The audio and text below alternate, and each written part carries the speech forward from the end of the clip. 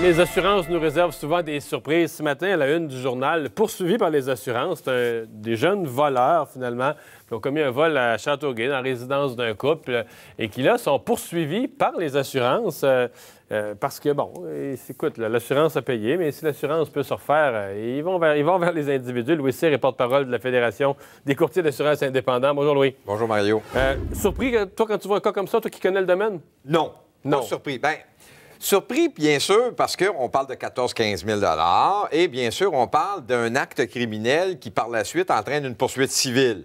Oui, parce que, bien sûr, dans les actes criminels... Parce que dans notre conception, à nous, là, tu appelles la police, ils te donnent un numéro de rapport, oui. Puis les assurances te payent. Et c'est normal. Et c'est de même que ça se passe. Et c'est comme ça que ça se passe. Mais là, la compagnie d'assurance, elle, ne ferme pas nécessairement le dossier. Jamais. Le contrat d'assurance est ainsi fait que tout ce qui est versé à qui que ce soit, l'assureur prend le droit de poursuite. On appelle ça une subrogation. Donc, l'assureur prend le droit de poursuite de la personne qui a eu l'indemnité pour la portion que l'assureur a payée. Donc, ça n'enlève pas le droit de la victime à poursuivre pour tout ce qui n'est pas couvert ou tout ce que l'assureur aurait... Prenons notre cas, donc le 14 000 $ de biens volés... Oui, que l'assureur a payé. Le couple ne peut plus poursuivre pour ça. Ils ont renoncé à leurs droits. Automatiquement... Mais la compagnie d'assurance, elle, peut... Oui, et même, on pourrait voir la victime, donc le couple, demander à l'assureur d'être co-demandeur pour la franchise. Parce que c'est sûr que ces gens-là ont payé une franchise. 500 $ ou 250 peu importe. À ce moment-là, l'assureur va peut-être même accepter, dans certains cas, de dire on va les prendre, les victimes, comme co-demandeurs. Donc, quels sont les critères? Parce qu'on dit que ça n'arrive pas souvent. Quels sont les critères qui font que la compagnie d'assurance va le dire, par rapport à un vol, va dire, bien là, on ne court pas après ce gars-là, ça ne vaut pas la peine. Mais des fois, on ne trouve pas le voleur. Là. Le premier critère, c'est le montant du chèque payé en sinistre. Tu sais, si c'est pour 1 000 $, les assureurs ne poursuivent pas. La deuxième chose, c'est que... À 14 000 bien là, on commence à regarder. Là. Si le responsable, il n'est pas trop dur à prouver, bien là, dans ce cas-là, ils ont avoué, ils ont été déclarés coupables. Donc, on sait c'est qui le responsable. On n'a pas besoin donc, ça, un plaidoyer de culpabilité, pour les assurances, ça règle le cas de la responsabilité. Bien, ils n'ont pas besoin de faire une enquête. Donc, pas de dépenses. Et ils sont solvables. Ils ont des biens, ils ont des valeurs. Les gens en question... Ah, parce que bien des petits voleurs n'ont pas une scène. Ils n'ont rien que les culottes, ça n'a rien des poursuivre. C'est ça. Ou ils sont assistés sociaux, ou ils ont des choses que les assureurs ne pourront pas passer par-dessus un chèque de l'assistance sociale pour se faire payer. Là. Mais quand les gens ont une maison, des voitures, un chalet, là, l'assureur dit « OK, là, on peut ».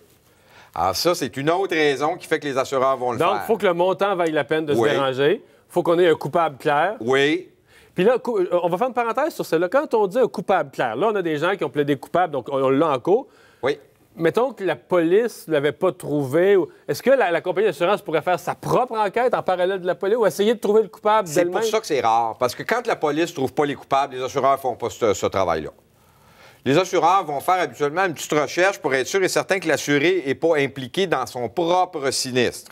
Oups. Quelqu'un qui met le feu à sa propre maison. Voilà, pour payer l'hypothèque parce que ça va pas bien l'ouvrage, quelque chose comme ça. Là, les assureurs vont faire des enquêtes pour ça. Mais si l'assuré, c'est une vraie victime d'un tiers, là, les assureurs vont pas faire ça, ce type d'enquête-là. Mais si la police trouve le coupable... là, c'est différent. Donc là, tu as un montant significatif, oui. Tu as un coupable clair. Oui. Et, en plus de ça, on a des gens solvables. Donc, ça vaut la peine de poursuivre parce qu'il y aura une indemnité. L'assureur va être capable de se faire rembourser.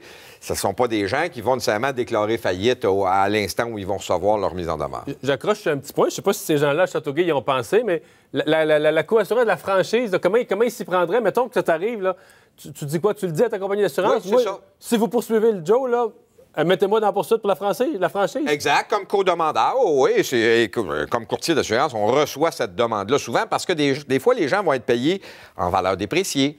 Des fois, les gens vont avoir une insuffisance d'assurance. Et là, à ce moment-là, l'assureur qui dit, tu sais, tu l'as eu pour 100 000, mais tu es assuré pour 50 000, le dernier 50 000, je te le paye pas. C'est comme co-demandeur. Co-demandeur pour 50 000. Merci beaucoup, Louis. Merci, au revoir. Bonjour.